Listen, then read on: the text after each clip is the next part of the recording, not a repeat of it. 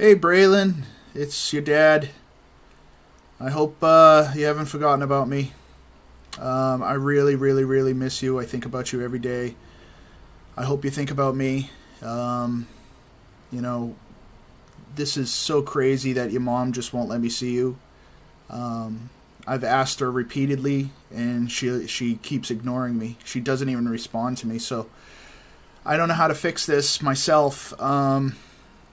But anyways, I had an idea for a video today. Since I can't really, I feel like I want to guide you through life and be your dad, but I'm not able to. So I had an idea on just something that affected me when I was younger. Maybe not quite your age, maybe a little bit older. I think I was like 12 or 13 when I first learned about it, and it really changed my view on things, and it made me want to be a better person. And there's this guy, I don't know if you've heard about him, Benjamin Franklin. He was one of the great American diplomats, and he helped start the United States of America. He wasn't a president. He wasn't, I think he might have been a senator or something. I'm not quite sure. He might have been something important, but he wasn't a president or anything. So that's why you might not be aware of him. But he's very, very important. I mean, he was a very well-respected person. He was not only was he a politician, but he was he was an inventor. He was a scientist. And in the scientist community, they all respected him because he did a lot with electricity. Anyways, when he was younger, he had a list of what he called virtues, or not he called it, but a lot of people call it virtues. But he had a list, and he would keep a list with him, and he tried to live by each virtue. And I'm going to list off a bunch of virtues to you. And this is not exactly what Benjamin Franklin had for a list because, frankly, I don't really like all the different items that he had on the list. So I'm going to give you a list.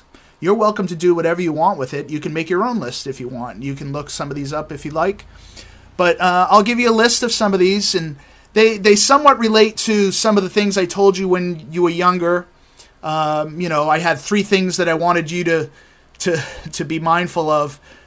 Be good to other people, love to learn, and eat your vegetables.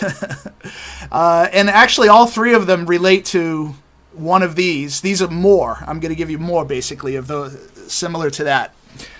So the first one I'm going to start off with is compassion. And compassion simply is understanding other people's point of view. Have feeling for what they might be going through. Put yourself in their shoes and make believe you live their life and how you might see things differently than maybe you would. Because everybody has a different perspective on things, and just because 2 people might disagree does not mean that that somebody has to be wrong. It just means that 2 people come at a situation from a different point of view. So that's compassion. And related to that, there's 2 other things that I'm going to talk about. One is called the harm principle. And I'd like you, it would make me happy if you actually looked that up. It's called the harm principle. And it basically means, people should not be limited in any way unless it's to prevent harm to another individual. And, that affects my own political beliefs. It affects the way I want to treat other people. I don't want to hurt anybody. I don't want to harm them. I don't want to make their life bad in any way. Because I don't think you should cause harm to anybody, ever. For example, your mother is causing me great harm by not letting me see you. And that's, to me, that would be against my own rules. So anyways, the harm principle, please look that up if you have time. It'd make me really happy that you looked that up and maybe you adopted that in your own life. And then the other one is the golden rule. And the golden rule is something that every religion has pretty much on the planet. And it simply means, you might have heard like the thing that says, do unto others as you'd have them do unto you, or something like that. Another way of saying it is one should treat others as one would like others to treat yourself. One should not treat others in ways that one would not like to be treated. So don't do something to someone else if you wouldn't want it to be done to you. And don't wish upon things for others that you wouldn't want wished upon for yourself. Don't think badly towards others if you wouldn't want them to think badly about you. You know, these are just things that make you a better person, a good person, and it stops you from letting bad things corrupt your mind. You know, some people let, you know, bad things like anger and hatred and jealousy, it lets them, you might do bad things because you let these things fill up your head. Don't let those things fill up your head. Be good to people. That's it, simply. Okay, so we're going to move on from things that are related to compassion and understanding of other people to something, one called prudence. This is another virtue. So prudence basically means being careful. Be careful with your choices in this world. I got to be honest, I wasn't very prudent to marry your mother. I didn't really know her that well. I didn't know the bad side. I didn't know, you know, the things that would... I didn't know that she didn't really love me. I mean, but I married her anyways, and it was not a good choice on my part.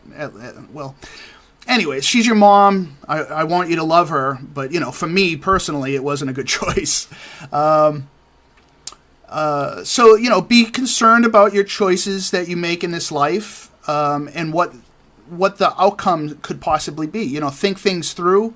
Make sure you know, if there's a choice, you do A or B, think about both options, A and B, and the effects that it might have. So that's being prudent.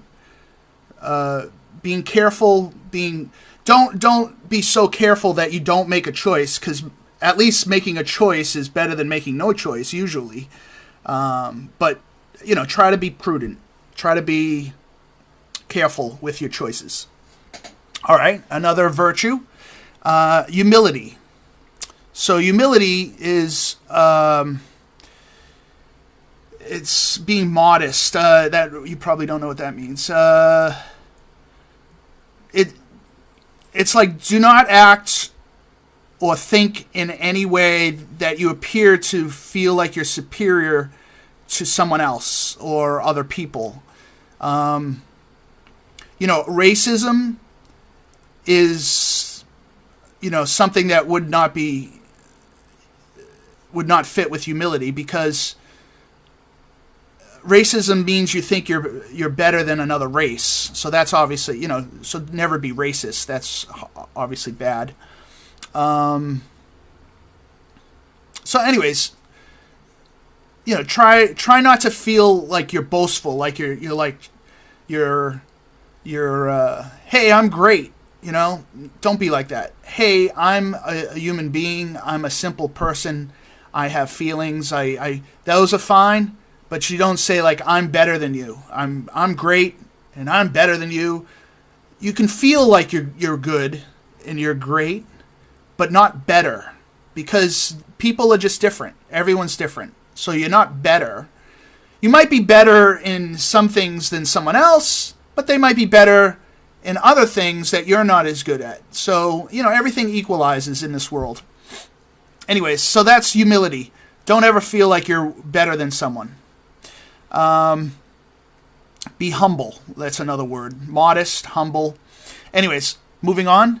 The next one is fortitude. Fortitude is like courage and the drive to get through things. I got to admit, sometimes your dad doesn't do well with this virtue, although I still think it's one that I try to, I remind myself of and I try to be better at. But anyways, it's the courage to continue and the courage to get through bad situations. And, it's the courage to finish what you started.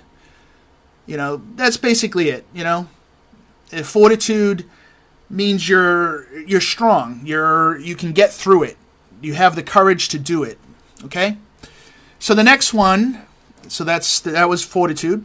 The next one, this relates to something that I've told you before, love to learn. I'm going to call it now inquisitivity. Be curious about things. It's basically the opposite of being ignorant. Ignorance means the purposeful unwillingness to learn something. In a way. I mean, there's other meanings for that. But if you're purposely not willing to learn something that you should learn, that means you're being ignorant. And ignorant is not a good quality. Okay, so if you have any question about anything, find the answer. You live in a world that's different than your mom and I grew up in. Everything, just about everything, every answer to every question you have is on the internet. Wikipedia or just, with a Google search, you could probably find the answer to any question you have. Or YouTube. YouTube can, show you things, sometimes you can listen to podcasts or something. Don't be lazy with learning. Your dad, I learn every day. I try to learn something new. I read about things all the time. I consider myself, I would say I'm somebody who probably knows something about a lot of things. I'm not an expert at anything, to be honest. Maybe my career, I guess, the things I do, the web, building websites, I might be pretty good with that. But I know a lot of things about a lot of different subjects, and that's good because you can have conversations with people. You can have opinions on things. You don't feel like you're in the dark about anything. Maybe when two people are having a conversation and they're in the same room as you, you'll understand what they're talking about, and that's good. So don't be afraid to learn. Learning is great. That's why one of the reasons I told you that when you were young, love to learn. I care about the grades in school. I hope you do well in school, but I care more that you're learning. That I don't like grades and learning are not always the same thing. Grades is sort of like someone else judging you on something. I care more that you're actually learning.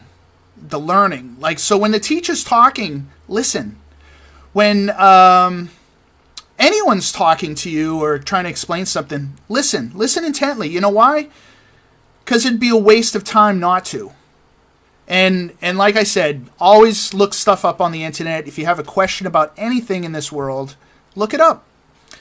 And if I was around you, I would answer any questions you ever had about anything. But your mom won't let me see you. But anyways, so the next virtue is confidence. Now, confidence and humility might seem like they're opposites, but they're not. So confidence is believing in yourself. believing you can do anything you set your mind to, believing you can do things that you might not think you can do. That's confidence. It's also, holding yourself up when you walk, not looking like you're depressed, feeling good about yourself every day, every step you take. That's confidence. So, believe in yourself. I know you're the smartest little girl I ever seen, with a very strong mind and strong willpower. So I believe in you, and I hope you believe in you. Okay? Let's see. What's the next one? I have a list in front of me. Okay, so the next one is temperance. Now it might be a word that you never hear because it's not something that people use a lot, but it's a good one. Temperance is like self-restraint from overindulging in pleasures. How do I describe this to you? You're aware of people who drink too much. They get drunk and they drink way too often. I'm not talking about somebody who has a beer at night, one beer. That's fine. Or wine, a glass of wine at night. But somebody who might drink, 6 beers in a row and gets drunk, those people are not practicing temperance. Drug addicts, people who do drugs, which I hope you never ever do. But those people are not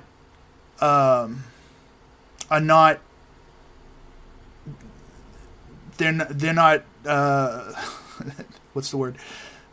They're not using temperance in anything they're doing. They're basically overindulging in things. And when you overindulge, that might be a complex term, overindulge. If you do something too much that you shouldn't be doing, you're not practicing temperance. Okay? So I'll move on to the next one. And there's other things that temperance relates to. So the next one, charity. And charity, the way I'm describing it, is not really what other people might have as a definition. The definition sort of has changed over the many years, but I'm using kind of an old school version of charity, which is very simply help people around you. If you see somebody who needs help that you could help them. That's it. That's charity. Charity today believes it's about giving money to people, but I don't think money necessarily helps people. Just help people. If somebody needs help, help them. That's it. Don't be stingy with your time or your resources or things that you can do for somebody. Help them when you can. That's it. So that's charity. And the last one I'm sure you had enough. If you are listening to this, I hope you do get this. Anyways, the last one I have for you is respect for nature, and there's a lot to do with this. Your dad. I sort of have a high respect for the Native Americans, and they were very respectful of nature. And, they never hurt the land. They lived in the land. They didn't take ownership of the land. So, I don't know. They were really cool. They were cool when it came to nature. So, some things related to this is, understand the world around you. Don't take for granted about things. Go on walks in the woods and stuff, and look at the trees, look at the birds, and respect it, because it is a wonderful thing that we have, this world, this planet, the trees, the animals, respect it. Also, this is sort of a political thing. But if it doesn't exist in nature, if it's not natural, it probably shouldn't be. So there are things in politics that I take that to, for example, like socialism. This is this concept of socialism, but socialism doesn't really exist in nature. It's a human thing, and it's not natural. It's a not natural thing. Like, it's more natural to take care of yourself and not be in a group of people and form opinions in a group, So anyways, it relates to respecting nature, because if you respect nature, you understand that nature shows you everything in a very simple way. You can look at nature and you could go, wow, okay, that does,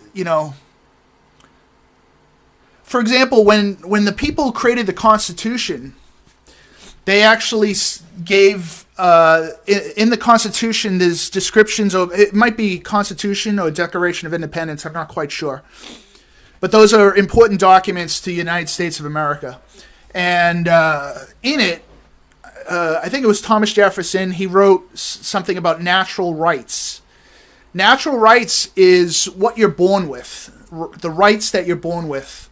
And for example, for me personally, one of the rights that I feel like I've been, that has